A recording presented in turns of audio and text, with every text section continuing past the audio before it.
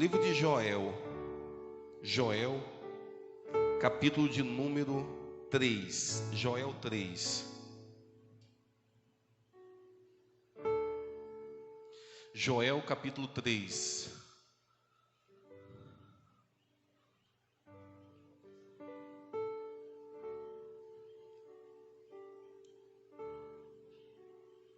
Versículo de número 10. Joel capítulo 3, versículo de número 10. Eu vou ler, tá bom? Diz assim: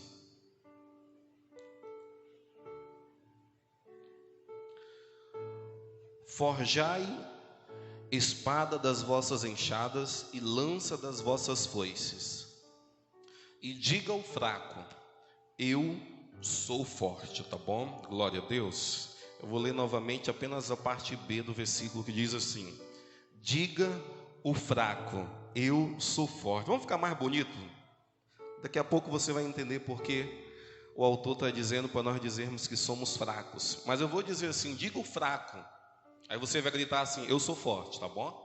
Pode ser, em nome do Senhor Jesus, tá? Parte B do versículo 10 diz assim: diga o fraco. Diga o fraco. Glória a Deus. Dê um aplauso para Jesus e pode sentar. Glória a Deus. Aleluia, Jesus. Pode ficar à vontade, tá bom? Na casa de Deus. Se você é filho, você tem Deus como pai. E na casa do pai sempre nós somos bem-vindos. Não é ninguém que fique desavontade na casa do pai.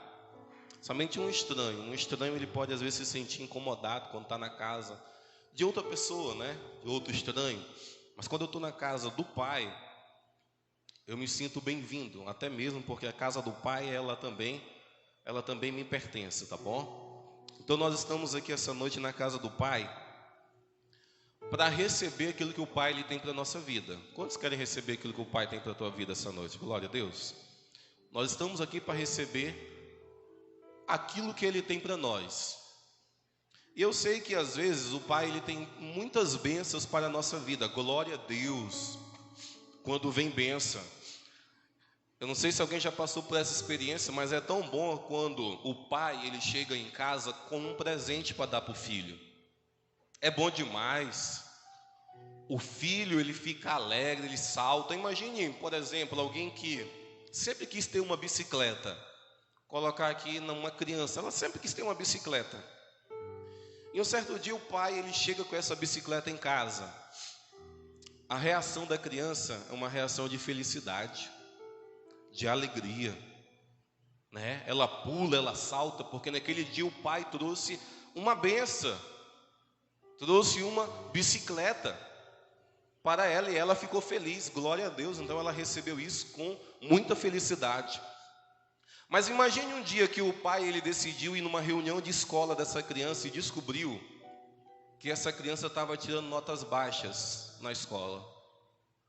E agora ele chega em casa, e ele chega em casa agora para conversar com o filho e dar uma disciplina para ele. Dá uma disciplina. A reação da criança, né? Não vai ser agora aquela reação de pular de alegria, porque até mesmo, pelo menos na visão humana, quando alguém é repreendido ou disciplinado, a tendência da pessoa é ficar triste. Triste. Poxa, alguém me disciplinou, alguém me repreendeu. A pessoa fica triste. Mas eu quero que você entenda uma coisa sobre Deus. Deus, de todas as formas e em todos os momentos, Ele tem sempre algo bom para a nossa vida. Mesmo quando nós não entendemos. Porque nós pensamos que Deus ele tem algo bom para a nossa vida apenas quando Ele chega com um presente como uma bicicleta, como algo bom para nos entregar. Aí nós nos alegramos, poxa, que bom, Deus ele me abençoou. Mas entendam uma coisa também, Deus quando Ele chega com uma disciplina, com uma cobrança para você, Deus ele continua sendo bom para a tua vida, tá bom? Porque Deus ele sabe todas as coisas. Existe um versículo na Bíblia Sagrada que diz dessa forma, que Deus, Ele disciplina aquele a qual Ele ama. Você consegue imaginar um Deus que ama, e Ele presenteando, Ele está demonstrando o seu amor, mas Ele disciplinando, Ele tá também demonstrando o seu amor. De todas as formas, aquilo que Deus Ele faz na nossa vida, é porque Deus Ele está demonstrando o amor dEle para com nós. Tá? E eu não sei se essa noite você pode se apropriar desse amor de Deus que Ele tem sobre a tua vida. Porque até mesmo, você sabia que ninguém está aqui porque não tinha outro lugar para ir? Ninguém. Se alguém pensar assim, pastor, eu vim parar hoje aqui de paraquedas na igreja, ou por acaso, você que é membro, se poderia falar, não pastor, eu nem queria vir, pastor, eu acabei vindo. Não existe ninguém que veio aqui hoje por obra do acaso. Mas a realidade é que todos que estão sentados hoje aqui adorando a Deus, porque uma obra começou no teu coração ainda antes de começar esse culto. E essa obra é uma obra do Espírito Santo de Deus. O Espírito Santo de Deus foi Ele que nos trouxe até aqui. E nós entendemos que uma das atribuições do Espírito Santo, sabe qual é? Nos levar até Deus. É tanto que uma das orações que o Espírito Santo ele faz pela minha vida e pela tua vida, o apóstolo Paulo ele usa a expressão que o Espírito Santo ele intercede por nós ao Pai com gemidos inexprimíveis. Nós poderíamos fazer aqui uma comparação de uma ponte. O Espírito Santo ele poderia ser sim uma ponte que nos leva até o Pai, uma ponte que nos leva até Deus. E entenda essa noite, a Bíblia fala que o Espírito Santo é aquele que convence. Ele convence o homem da justiça, do pecado e do juízo. Então ele tem o papel de convencer. Sabe quem te convenceu estar aqui essa noite? O Espírito Santo de Deus. Foi Ele que te trouxe, foi Ele que me trouxe até aqui. Foi Ele que dirigiu os meus passos, foi Ele que dirigiu o meu dia hoje, foi Ele que me fez estar aqui. Pastor, para quê e por quê? Eu estou aqui, pastor, hoje nessa igreja. Para quê e por quê? Primeiro, o Espírito Santo ele nos liga ao Pai. Então quer dizer que Deus, Ele quer que eu e você estejamos mais próximos dEle. Sabia disso? O que Deus mais quer na vida de um homem e de uma mulher é proximidade, relacionamento. Eu não sei se você já ouviu isso, mas se tu ler o livro de Gênesis, você vai perceber que quando Deus ele cria Adão, um dos principais motivos para que Deus ele criou Adão, sabe qual foi? Para conversar com Adão, para se relacionar com Adão. Existem algumas linhas de pensamento que falam, não, Deus criou o homem para adorá-lo. Concordo em partes. Eu sei que todos nós temos sim que adorar a Deus, porque é uma honra, é um privilégio adorar a Deus. Quero que você entenda isso, tá bom? O ato de nós estarmos aqui dentro dessa igreja hoje, levantarmos a nossa mão para adorar a Deus, é uma honra que Ele está nos dando, é uma honra.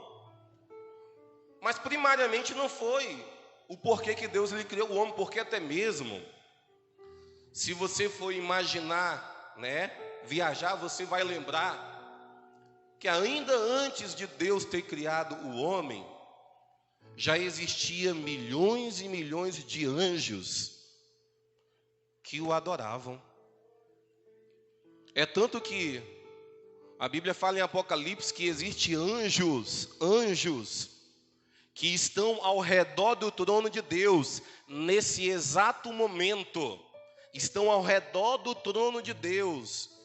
E a Bíblia fala que esses anjos olham para o trono e diuturnamente, sem cessar, eles olham e falam, Santo, Santo, Santo, Santo, Santo é o Senhor dos exércitos, toda a terra está cheia da sua glória. Você consegue imaginar uma adoração que começou milhões e milhões de anos atrás, lá dentro de um período chamado eternidade. E ainda hoje, nesse momento, essa adoração acontece lá no céu por parte dos anjos. Então Deus, ele nunca precisou criar outro, né, uma classe de seres humanos para adorá-lo, porque ele já tem muita adoração, tá bom? É tanto que eu te abro os teus olhos aqui essa noite, é o seguinte: Deus, ele não precisa da nossa adoração para ser Deus. O ato de nós estarmos aqui, levantarmos a mão para adorá-lo, é benefício para nós, porque é eu que preciso de Deus. O ato de nós, por exemplo, por acaso assim, não adorarmos, ou então não esboçarmos nenhum glória a Deus, nenhum aleluia, não demonstrarmos amor para Deus num culto como esse, o ato de alguém fazer isso, você não vai diminuir Deus um milésimo de segundo, um milésimo de centímetro do seu trono. Deus, ele não vai abaixar um centímetro do seu poder porque alguém um dia decidiu não adorá-lo. Tá bom? Não vai mudar em nada em Deus. Mas a adoração a Deus, ela muda o adorador. Ela tem um poder de mudar a minha vida. Tu sabia disso? Tu sabia que a adoração tem um poder de mudar a minha vida? Não muda a Deus. Seria a mesma coisa, tá? Vou entrar no assunto, mas não me aprofundo nesse assunto, posso me aprofundar em outro tema, outro dia. A mesma coisa de alguém jejuar para Deus. Jejuar. Porque alguém às vezes pensa assim, não, eu vou fazer um jejum para Deus, né? Para que as mãos de Deus, elas possam se mover sobre a minha vida, para que o meu jejum possa tocar Deus e algo possa acontecer na minha vida. Mas o principal motivo do jejum não é para que você possa tocar Deus ou convencer Deus de alguma coisa. O principal motivo de alguém jejuar, sabe qual é? É para que a tua vida ela seja mudada. Ou em outras palavras, é para que você possa chegar a um nível, espiritualmente falando, que você possa ser sensível a ouvir aquilo que Deus ele tem para a tua vida. Porque às vezes o cara está tão carnal, que se Deus falar, ele não vai ouvir, porque está carnal. Então eu tenho que me colocar numa posição de jejuar, para que eu possa ser transformado, para que os meus ouvidos espirituais possam ser abertos, para mim ouvir Deus ele falar comigo. Então a adoração, quero que você entenda, o ato de nós estarmos aqui a adorar a Deus, não tem o poder de mudar em Deus nada, mas tem o poder de mudar tudo na tua vida. Você sabia disso? Eu aprendi um princípio bíblico muito tempo atrás, e eu creio muito nesse princípio. Eu creio que quando nós nos reunimos aqui no domingo, ou seja qual for o dia de culto, mas nós nos reunimos como igreja para adorar a Deus, esse é o momento onde está se travando no mundo espiritual batalhas. Você sabia disso? Eu creio e eu aprendi esse princípio que quando nós estamos, por exemplo, vou te falar aqui bem reto. O ato de você estar aqui hoje à noite, domingo, 6:30 da tarde, começou o nosso culto. Estamos aqui para adorar a Deus, glória a Deus. O ato de você estar aqui para se entregar e para adorar a Deus, no mundo espiritual, Deus ele está vencendo guerras de algumas pessoas aqui que você iria travar no decorrer da semana. Pastor, eu iria travar guerras no decorrer da semana e pelo ato de eu estar na casa de Deus adorando a Deus, essas guerras já foram vencidas? Sim. Sabe por quê? Vou te ser bem reto. Na vida de algumas pessoas aqui, o diabo, com os seus demônios, arquitetou, planejou, possa ser uma terça, uma quarta, mas ele planejou, por exemplo, atacar a tua família. Ele planejou atacar o teu casamento. Ele planejou fazer com que você tivesse algum acidente no trânsito. Porque o diabo ele faz isso. Ele faz os seus planejamentos. Ele planeja sempre contra a nossa vida.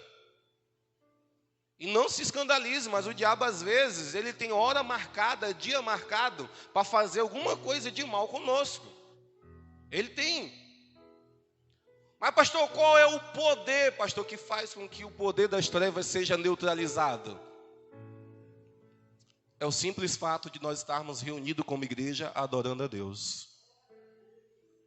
Quando nós estamos adorando a Deus, entenda isso, no mundo espiritual, setas são quebradas, planos são desfeitos, propósitos que o diabo planejou para a tua casa, para a tua família, para o teu casamento, para os teus filhos, nesse momento de adoração eles são quebrados. A adoração tem esse poder. Sabia disso? De quebrar planos, de neutralizar projetos de Satanás, pelo simples fato quando eu entrego totalmente o meu ser para Deus. Apenas para ensinamento aqui dos irmãos. Mas quando tu olha na Bíblia, existe, por exemplo, alguns gestos que quando alguém faz em adoração a Deus, que existe um poder no mundo espiritual. A nossa igreja aqui, nós concordamos, e pela Bíblia também é certo, por exemplo, nós temos um ministério de dança aqui na igreja sede. E nós entendemos que quando, por exemplo, uma menina, uma mulher está aqui dançando, expressando adoração a Deus na forma de dança, ela está adorando a Deus. Uma pessoa que dança está adorando a Deus. Tá? Nós cremos nisso. A Bíblia fala que um certo dia Moisés, o líder do povo de Israel, aonde o povo de Israel ele estava batalhando contra os amalequitas, na batalha, todo o exército de Israel enfrentando o exército inimigo que eram os amalequitas. A Bíblia fala que Moisés ele não ficou ali no campo de batalha, mas Moisés, o seu irmão Arão e o seu amigo chamado A Bíblia fala que esses três eles subiram para cima do monte. Lá em cima do monte dava para ver a guerra acontecendo. Israel contra o inimigo, que era os amalequitas. E sabe o que Moisés ele foi fazer em cima do monte? A Bíblia fala que Moisés em cima do monte, ele levantou as suas mãos em direção para onde estava acontecendo aquela batalha. E quando, a Bíblia fala isso, quando as mãos de Moisés estavam estendidas em direção à batalha, o exército de Israel começava a vencer. O exército de Israel começava a ganhar dos amalequitas. Aí a Bíblia faz questão de dizer que quando Moisés ele abaixava as mãos, sabe o que acontecia? Os amalequitas botavam para cima e Israel começava a perder agora a batalha. Aí o Moisés pegava e levantava a mão, ao ponto que a Bíblia fala que chega um momento que Arão e cada um segura em uma mão de Moisés, fica levantado, não consegue, manda Moisés afastar um pouquinho para perto de uma pedra e coloca a mão de Moisés numa pedra, mas a mão de Moisés fica estendida, em sinal de intercessão, em sinal de oração, em sinal de adoração a Deus. E quando as mãos de Moisés estavam levantadas para cima, em oração, intercessão pelos israelitas, a Bíblia fala que o exército de Israel prevalecia e ganhava a guerra contra os amalequitas. Apenas para ensinamento. Mas alguém pode pensar assim, pastor, o que tem a ver, pastor? Por exemplo, eu num culto como esse, levantar as minhas mãos em adoração a Deus. Sabe o que tem a ver? É que quando você levanta tuas mãos, primeiro, você está dizendo para Deus que você está rendido para Ele. Em outras palavras, seria como alguém já ouviu, por exemplo, quando um assaltante, ou então a própria polícia, vai fazer um baculejo em algum bandido, a primeira coisa que eles mandam fazer é o quê? Coloca a mão para cima. Porque quando você está com a mão para cima, você não vai ter reação de nada. Em outras palavras, mão para cima significa que você está rendido. Você está na mão da outra pessoa, está rendido. A mão está para cima. Quando nós estamos na casa de Deus, o ato de nós levantarmos a mão ao céu e adorá-lo, no mundo espiritual quer dizer a mesma coisa, quer dizer assim: Deus, eu estou rendido, eu estou totalmente em tuas mãos, tá bom, Deus? O Senhor pode fazer o que quiser na minha vida. É isso que expressa o ato de nós levantarmos a mão em adoração a Deus. E pela palavra de Deus eu posso sim concluir que quando você ergue as mãos em intercessão e em adoração a Deus, guerras que estão sendo travadas na tua vida, elas são vencidas. Vitórias vêm sobre a tua vida, tá bom? Porque você decidiu se colocar totalmente, você se decidiu se colocar rendido-se na mão de Deus. Seria a mesma coisa de falar assim: Deus, é o seguinte, eu não confio na minha própria força. Não dá para confiar na força do meu braço para vencer guerras e batalhas. Eu só posso confiar no Senhor. Então eu me rendo ao Senhor e o Senhor cuida de mim e vence as minhas guerras, tá bom? É dessa forma, Deus, que eu quero que o Senhor faça na minha vida. Quando você começa a batalhar e entender que quando você se desarma para Deus e se rende para Deus, é Ele que começa agora a batalhar as tuas guerras. Deixa eu te falar uma coisa essa noite. Você começaria a adorá-lo mais. Você começaria a se render mais para Ele. Você começaria a se entregar mais para Ele. Sabia disso? Porque quem vence as nossas guerras, quero que você entenda, sempre vai ser Deus. Sempre foi Deus e sempre vai ser Deus. Não dá para caminhar nessa vida sem a presença de Deus. Não dá. Não dá para falar assim: não, agora eu sou um pouquinho inteligente, né? Porque eu terminei o ensino médio, então eu consigo com a minha própria capacidade conquistar algumas coisas. Não dá. Quando nós somos dependentes de Deus, nós entendemos que tudo na nossa vida vem de Deus e é Ele que faz. Até mesmo, tá bom? Todo problema que é solucionado ou resolvido na nossa vida, não foi aqui o pastor Sansão porque, né, é forte. Não. Eu entendo que foi sempre Deus que está fazendo as coisas na minha vida. Eu entendi um certo tempo na minha vida, ainda mais quando eu li uma história de Moisés. No dia que Deus estava furioso com o povo de Israel, e um dia Deus olhou para Moisés e falou assim: Moisés, é o seguinte. Não falou nessa expressão que eu falei aqui, o seguinte, tá bom? Isso aqui é na minha Bíblia traduzida pelo pastor Sansão. Mas falou assim: Moisés, eu não vou mais andar na frente desse povo, não vou mais não, Moisés. Porque eu cuido desse povo em todos os momentos. Quando está de dia e o sol está escaldante, Moisés, eu coloco uma nuvenzinha para tampar o sol e o sol não queimar a pele desses israelitas. Quando é à noite, quando a temperatura ela cai a menos 0 grau no deserto, sabe o que eu faço, Moisés? Eu coloco uma coluna de fogo para aquecer esse povo. E mesmo eu fazendo tudo isso, esse povo ainda tem a capacidade, a ousadia de adorar outros deuses. Um tempinho que tu estava lá em cima do monte comigo, eles já fizeram um bezerro de ouro e queriam adorá-lo. Um dia Deus ficou furioso com o povo de Israel e falou assim: Moisés, não vou mais com esse povo não, pode ir que agora eu não vou mais não, vou acompanhar mais não. E Moisés, a Bíblia fala que ele, no diálogo com Deus, ele olha e fala assim para Deus, assim: Deus, o Senhor está falando que não vai, né, mais nos acompanhar.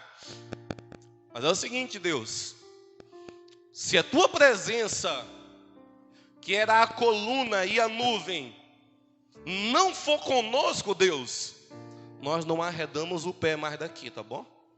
Nos perdoa. Perdoa o povo, Deus. Perdoa.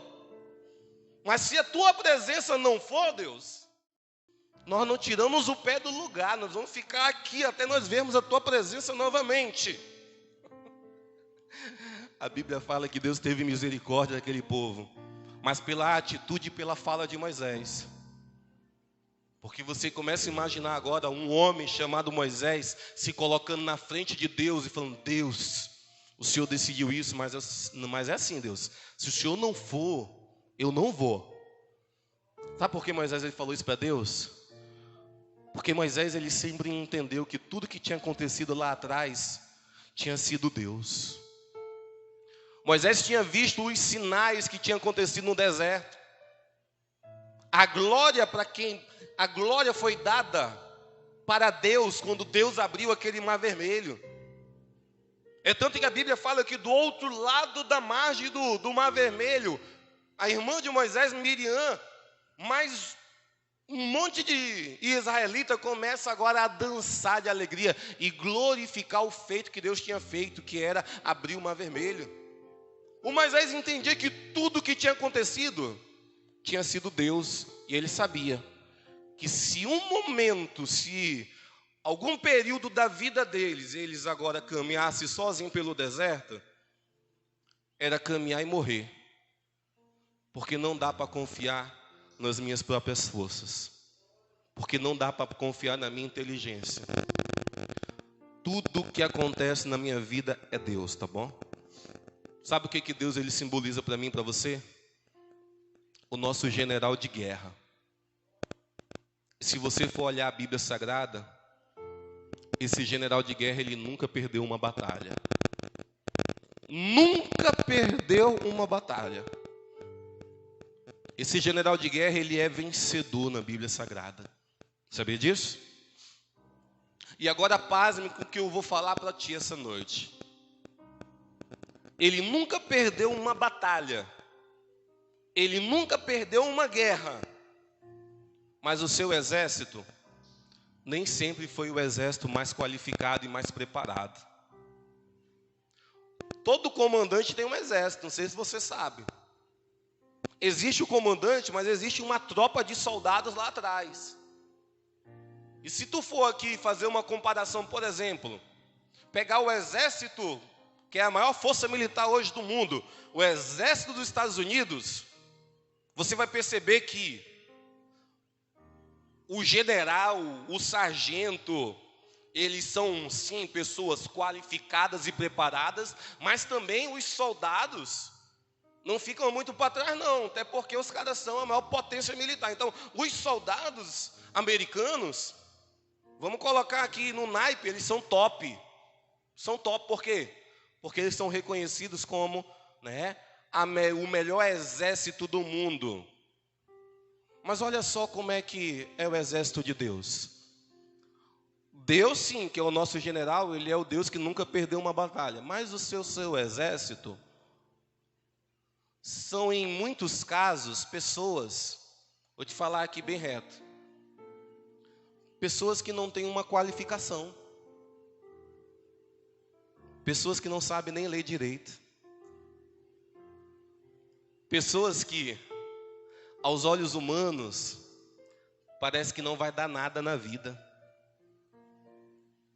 Pessoas que a família ou a sociedade já olhou e falou assim, não vai prestar. Aí veio para Jesus e Jesus consertou.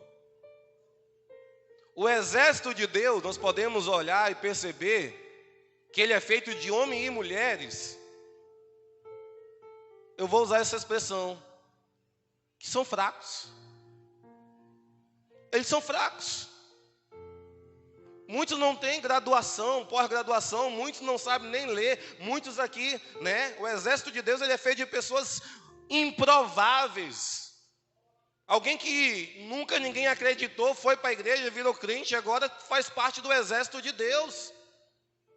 Pessoas improváveis. Aí olha só o que aconteceu, eu quero que você entenda essa noite. Uma pessoa que era uma improvável, uma pessoa que se fosse para ser recrutada para qualquer exército no mundo, não entraria. Nem para o exército da Bolívia, pode ser o mais barrelinho, o país aí mais barrelinho, se tiver aí. Se tu fosse lá para ser recrutado para esse exército, poderia ter certeza, tu seria reprovado. Muitos seriam reprovados. Por quê? Por quê, pastor? Porque é improvável, não tem cara de soldado. Mas olha só o que Deus ele faz. Deus ele dá uma oportunidade para alguém que é improvável. Deus dá uma oportunidade para alguém que a sociedade achava que não ia ser nada. E o que Deus ele faz? Coloca agora essa pessoa dentro do seu próprio exército. E eu quero que você entenda uma coisa, que nós que fazemos parte do exército de Deus, sabe por que nós vencemos batalhas na vida? Não é por causa de nós, porque até mesmo nós somos fracos, mas é por causa do general que está comandando nós. Ele sim tem a patente maior em todos aí os exércitos militares. Ele sim tem o nome que é sobre todo nome. Ele sim é o Deus que está sobre todos os deuses minúsculos. Ele sim é o Deus que tudo pode fazer. Nós vencemos guerras por causa dele, tá bom? Entenda esse nome do Senhor Jesus. Quando eu olho na Bíblia, não sei se você já viu isso na Bíblia, mas o Davi, em Israel, ele foi o rei que formou o maior e melhor exército da Bíblia. Sabia disso? O Davi, ele foi o homem que formou e fez o melhor exército que Israel, o povo de Israel já teve na história. É tanto que, para questão de conhecimento, uma das pessoas que são veneradas dentro de um batalhão do exército em Israel, sabe quem é? Davi. Os soldados, os generais se espelham no rei Davi. Pastor, como é que Davi ele criou esse exército tão bom, tão bom? Para tu ter uma ideia, o exército de Davi ele era tão bom que a Bíblia faz questão de falar que existia soldados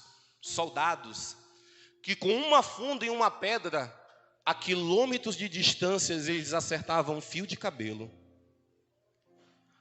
Você consegue imaginar bem longe, meu irmão, o cara era tão bom, o fio de cabelo lá longe, ele acertava um fio de cabelo. Tamanho, esses soldados, eles eram tão bons. Soldados esses que a Bíblia fala que um soldado de Davi valia por 100 homens do exército inimigo. Você consegue imaginar um homem de Davi indo para a batalha e valendo por 100 do inimigo? É desse exército de Davi. Mas sabe de onde surgiu esse exército de Davi? Vou te falar, para aqueles que não sabem. Existe uma história na Bíblia sobre um lugar chamado Caverna de Adulão. Tá? Caverna de Adulão. Depois você se aprofunda mais na tua casa. Mas a Caverna de Adulão na Bíblia era um lugar que pessoas da sociedade, quando cometia, por exemplo, alguma coisa errada, algum crime, alguma coisa que eles faziam de errado lá, né? Acontecia que eles não poderiam ficar mais na cidade. E eles fugiam para as cavernas. Fugiam para as cavernas de Adulão. Em outras palavras, quem estava nas cavernas de Adulão, no deserto, era pessoas que eram ex-assassinos, era pessoas que tinham feito alguma coisa, algum problema na sociedade. Era uma pessoa rejeitada pela sociedade e tinha fugido. A Bíblia fala que numa das fugas de Davi, fugindo de Saul, o Davi ele vai também para a caverna de Adulão para não ser morto por Saul. E sabe o que acontece? Lá na caverna de Adulão, o Davi ele começa agora a mudar a vida dos homens que estavam também com ele lá nessa caverna. A Bíblia fala que Davi ele começa agora a treinar aqueles homens. Em outras palavras, dar outra direção para eles. Falar para eles assim, olha, você não prestou lá na sociedade, mas você vai fazer parte então do meu exército, tá bom? Aí a pessoa que tinha sido excluída da sociedade, começava agora a fazer parte do exército de Davi. Um monte de improváveis. Foi esses homens que se tornaram o maior exército de Israel. Não perdiam batalhas eles. E eu quero que nós possamos entender que essa noite, no nome do Senhor Jesus, uma coisa. Nós fazemos parte desse exército de Deus.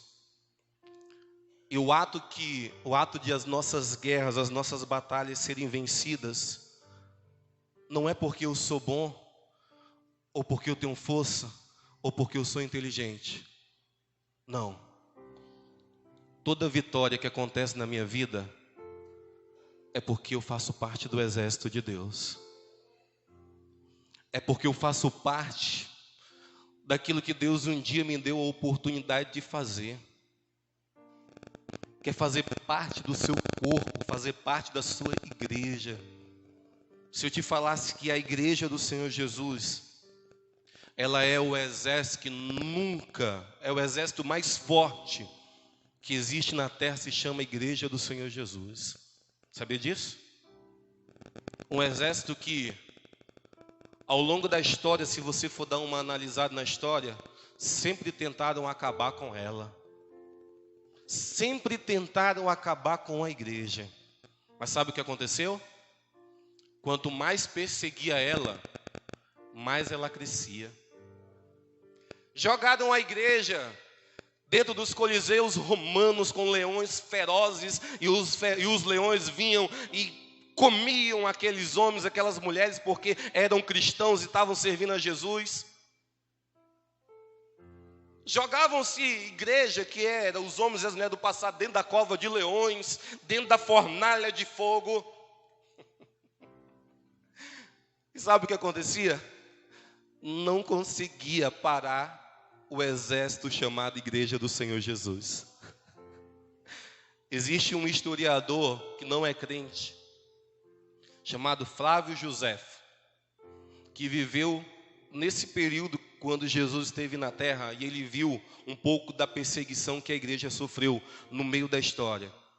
E ele cita em um dos seus livros uma frase que ele fala assim: olha, quando os crentes eram pegados e jogados dentro dos coliseus romanos, e os leões estraçalhavam os seus ossos, e caíam sangue na arena, e ele conta assim, o sangue desses cristãos parecia que se multiplicava, porque a cada gota de sangue que caía nas arenas dos coliseus romanos, era dezenas e centenas de vidas que estavam se convertendo ao mesmo Cristo que aquele crente estava morrendo lá dentro do coliseu romano. O sangue dele caía na terra e parece que aquele sangue germinava e multiplicava. Quanto mais perseguia, mais crescia. A igreja, ela sempre cresceu dessa forma. Perseguia, ela crescia. Perseguia, ela crescia. Porque não tem como vencer aqueles que fazem parte da igreja do Senhor Jesus. Nem o inferno consegue deter a igreja, que é eu e você. Tanto que o apóstolo Paulo disse que as portas do inferno, elas não prevalecerão sobre a igreja do Senhor Jesus Cristo.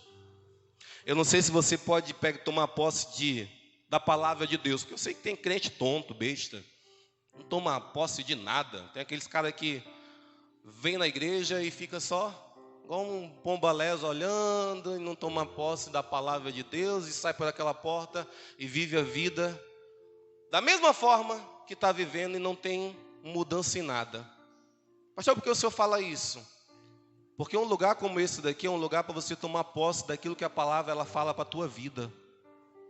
Um lugar como esse é um lugar que você tem que trazer a existência para a tua vida aquilo que a palavra de Deus ela promete. E quando a palavra promete para a igreja, eu não sei se você, se entende como uma igreja, mas se você for a igreja, a Bíblia está falando assim, olha, que nem o inferno, nem as portas do inferno pode te vencer, pode prevalecer contra você. Aí você fica assim, aí eu me pergunto, se nem o inferno pode me vencer, tu acha que alguns problemas da vida, tu acha que algumas causas que aos meus olhos são impossíveis, tu acha que alguma enfermidade que está batendo na porta da minha família, tu acha que isso é muito para Deus? Se eu te dissesse essa noite que nada de problema ou dificuldade que existe nesse mundo se compara ao poder de Deus na vida de um homem e de uma mulher. Se eu te dissesse que não existe nada, é tanto que a Bíblia fala que nada é impossível para o nosso Deus. Não existe nada impossível. Porque eu sei que existem pessoas que elas vão vivendo as suas vidas e elas vão perdendo muitas guerras, perdem muitas batalhas. Às vezes ganha uma coisinha aqui, mas mais perde do que ganha. E às vezes, né, essas pessoas elas perdem, sabe por quê? Porque elas não se colocaram no lugar que tem que se colocar. Sabe por que muitas das vezes o diabo ele consegue colocar, por exemplo, uma discórdia dentro do casamento? Porque o homem ou a mulher, eles não atraíram para a sua vida as promessas de Deus dentro do casamento. Aí existe muita gente que frequenta a igreja, mas está com o casamento destruído. Aí eu te pergunto, isso é normal? Não é normal. Não é normal um crente dentro da igreja, adorando a Deus, mas o diabo trabalhando lá dentro da sua casa, colocando um filho para as drogas, a filha para a prostituição. Isso é normal, pastor? Não é. Quando começa a acontecer isso, porque pessoas estão perdendo batalhas, estão perdendo guerras. E se eu te dissesse que a vontade de Deus é que todas as nossas guerras elas possam ser vencidas, tá bom? Mas o soldado ele tem que aprender a batalhar. E essa noite Deus ele abre os nossos olhos para um detalhe. Todas as vezes que você perdeu na tua vida, perdeu para o diabo. Pode ter certeza, foi porque Deus ele não estava na frente, ele estava atrás. Pode ter certeza disso. Uma das coisas que nós temos que parar de fazer como crente é parar de colocar a culpa em Deus das coisas que acontecem na nossa vida. Porque eu sei que existe aí dezenas aí, carroças de crente, que tudo que acontece, ou coloca a culpa no diabo, ou coloca a culpa em Deus. Sabia disso? O diabo hoje ele é culpado até por coisas que ele não faz. Até coisas que ele não faz, ele é culpado. Eu não vou usar a expressão aqui que eu sinto dó do diabo, porque eu não sinto dó do diabo, tá bom? Mas eu entendo que nem tudo o diabo ele faz. Nem tudo é culpa dele. E também não é culpa de Deus. Pastor, então por que eu perdi? Por que não aconteceu alguma coisa na minha vida? Sabe por quê? Porque você foi o culpado. Porque a culpa é totalmente tua. Sabia disso? E você também tem que parar de usar aquela expressão em algumas coisas que não acontecem na tua vida. E você falar assim, pastor, não aconteceu porque é da vontade de Deus. Sim, eu sei que algumas coisas que não acontecem na nossa vida não acontecem porque não é vontade de Deus. Isso eu entendo plenamente, porque está na Bíblia. Mas sabe também o que eu entendo? Que existe coisas que não aconteceram na tua vida, foi porque você não buscou. Foi porque você não orou. Foi porque você não pagou um preço. Foi porque você não quis mudar. A verdade é que Deus ele estava disposto a fazer esse milagre na tua vida. Mas quando ele olhou para as tuas atitudes eram contrárias, e ele não conseguia, e ele não pode trabalhar fora da sua palavra. Então ele vai olhar para ti e falar assim, não posso fazer nada, porque eu até queria te ajudar e te abençoar nessa área, mas as tuas atitudes, elas não colaboram. Existem guerras que muitos crentes perdem, sabe por quê? Porque não oraram o suficiente para aquele milagre acontecer. A verdade é essa. Porque se tivesse pagado um preço em oração para aquele milagre acontecer em sua vida, pode ter certeza, eles estariam cantando o hino da vitória. Eles estariam glorificando o nome de Deus aqui no microfone. Mas num horário foram desleixados, acordavam e não falavam nada para Deus, não pagaram preço, não vieram para a vigília, muito menos em oração. São crentes, vamos se dizer, estáveis, uma hora está aqui dentro da igreja, outra está lá no mundão.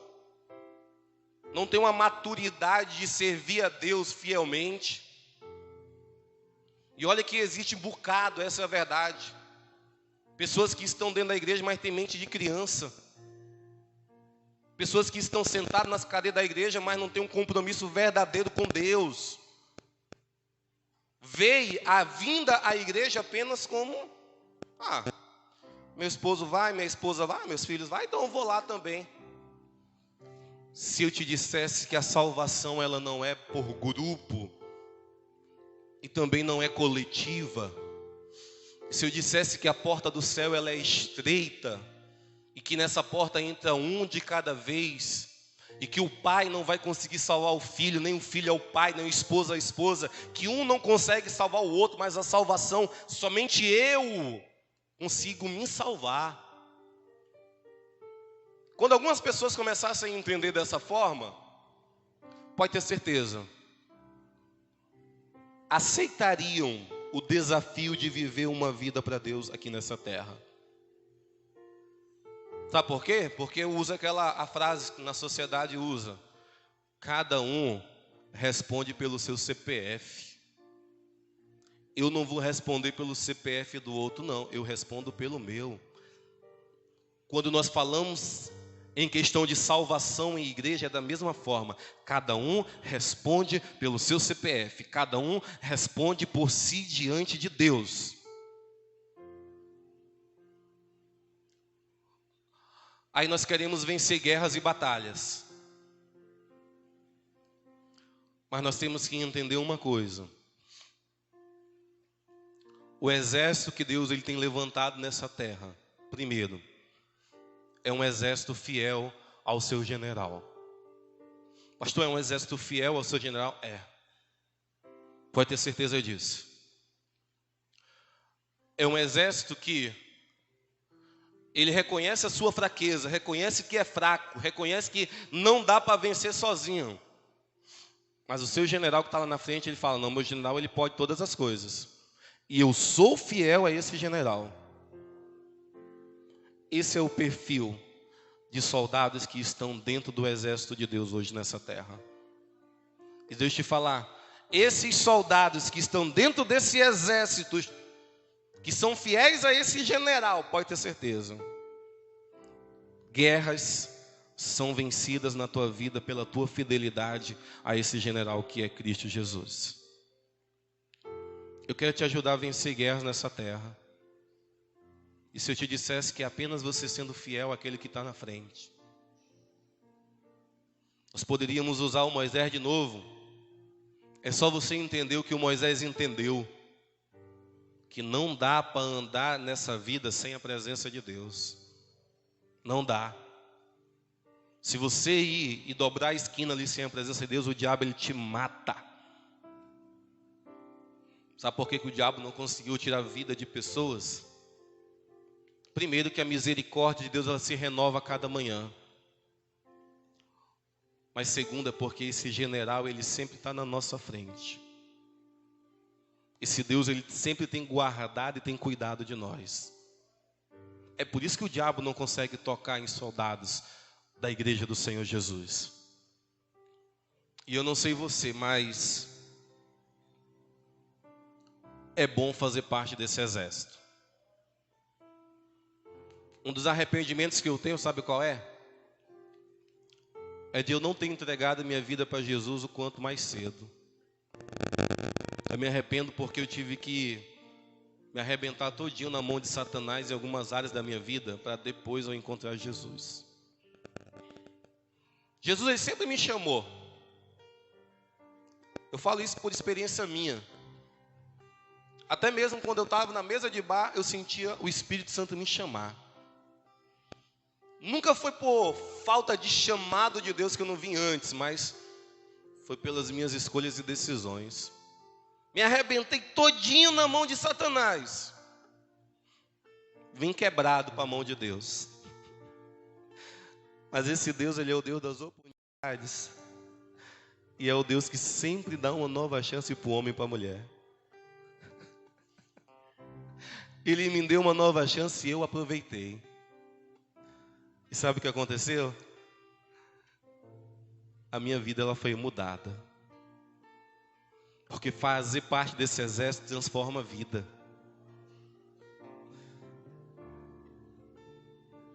O meu desejo é que todos nós aqui possamos fazer parte desse exército. Esse é o meu desejo. Mas eu sei que não é da mesma forma que o exército humano, que você é obrigado com 18 anos a se alistar e se a brigada, o quinto beck te chamar, você é obrigado a ir. O exército de Deus não é dessa forma. O exército de Deus, ele é muito diferente. O exército de Deus é dessa forma. A frase que um dia ele gritou lá em Isaías, lá nos primeiros capítulos de Isaías, quando ele fala assim, olha, a quem enviarei? E quem há de ir por nós? O exército de Deus, ele mostra as necessidades do reino. Ele lança a voz, ele fala assim, olha, a quem enviarei? Quem há de ir por nós? A Bíblia fala que Isaías ouve essa voz. E a Bíblia fala agora que Isaías, ele responde, eis-me aqui, Senhor. Envia-me a mim, Senhor. Eu quero fazer parte desse exército. No exército de Deus, ele sempre chama, mas você não é obrigado a seguir, a levantar e seguir ele. É numa certa madrugada que Deus brada dentro do quarto de um menino chamado Samuel e fala assim, Samuel! Depois de 3 vezes, Deus chamando o profeta Samuel dentro do quarto, na 4ª vez, ele ouve a voz, ele fala, eis-me aqui, Deus, fala que o teu servo ouve, pode falar o que o Senhor quer, ouvir a tua voz. O exército de Deus, Deus ele sempre chama, mas nós temos que corresponder ao chamado de Deus na nossa vida. Eu sei que existe pessoas aqui a qual Deus sempre te chamou. Deus sempre mostrou para ti que você não nasceu para viver uma vida longe dele. Assim como Deus mostrava para mim, como eu estava lá no mundão, Deus ele mostra para pessoas aqui nessa noite. Sabe o que é isso? É Deus ele chamando para você viver perto dele. É Deus ele chamando para aquilo que Jesus ele disse para um grupo de pessoas, quando ele falou assim, olha, vinde a mim, todos os cansados e sobrecarregados. Em outras palavras, Jesus olhava para os coxos, para os paralíticos, para os endemoniados, para a mulher adúltera. Jesus olhava e falava, vinde a mim, todos vocês que estão cansados desse mundo. Essa era a pregação de Jesus. E ele falava, olha, quando vocês vêm a mim, eu troco o fardo de vocês. Eu pego o fardo de vocês e coloco o meu fardo sobre vocês. E ele falava assim, olha, e o meu fardo ele é leve. Se você quiser, eu troco com você. Deus ele sempre chamou as pessoas. Deus ele sempre chamou. E ainda mais nos últimos dias hoje, Deus ele está chamando muitas pessoas, tá? E ele chama aqueles que ainda não entregaram sua vida para Jesus. E você, crente, que tem 4, 5 anos na igreja, Deus ele te chama para você se reposicionar na presença dele novamente, porque a tua vida, ela está pior do que um cara que está vivendo lá dentro do mundão. E o Deus das oportunidades ainda continua querendo puxar a tua orelha e falar assim, olha, se posiciona, crente. Se posiciona, eu estou te chamando, se coloca na posição para me te usar. Deus ele está nos chamando essa noite. Eu não sei se você quer, mas eu quero corresponder ao chamado dele para a minha vida, tá bom? Quantos querem aqui corresponder a esse chamado de Deus na sua vida? Fique de pé essa noite em nome do Senhor Jesus.